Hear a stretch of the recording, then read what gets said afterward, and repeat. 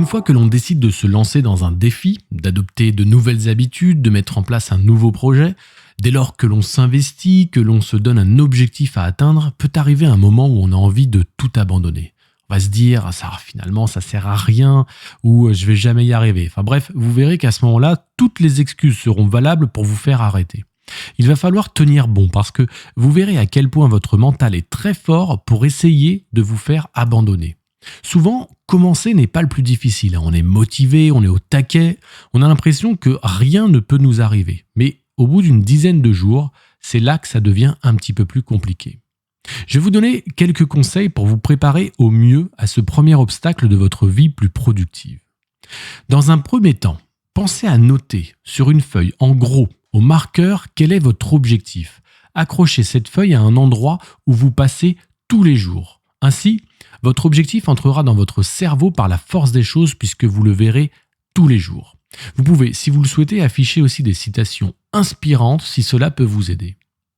Faites aussi, au tout début, lorsque vous êtes très motivé, lorsque vous vous lancez, une lettre qui vous est destinée à vous, celui qui souhaitera peut-être abandonner quelques jours plus tard.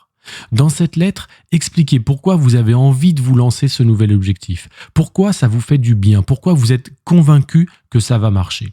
Et cette lettre, lisez-la uniquement en cas de coup de pompe.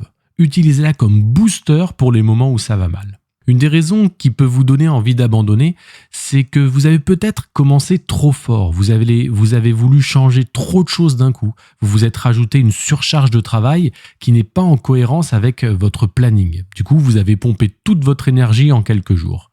L'idée, lorsque vous voulez être plus productif, ce n'est pas de provoquer un burn-out, mais justement de mieux s'organiser pour moins travailler, mais travailler plus efficacement. Alors, dans ce cas, ralentissez la cadence, revoyez votre planning et surtout, soufflez. Ce n'est pas une course contre le temps. Votre objectif est à long terme. Rappelez-vous toujours de ça. Enfin, dernier conseil pour aujourd'hui, parlez de votre objectif à une ou deux personnes de confiance qui sauront vous rebooster en cas de défaillance. Avoir une épaule pour s'appuyer est indispensable lorsqu'on se lance dans un nouveau défi ou dans une nouvelle aventure. Alors que la force soit avec vous, n'abandonnez jamais. Ciao à tous et rendez-vous au prochain épisode.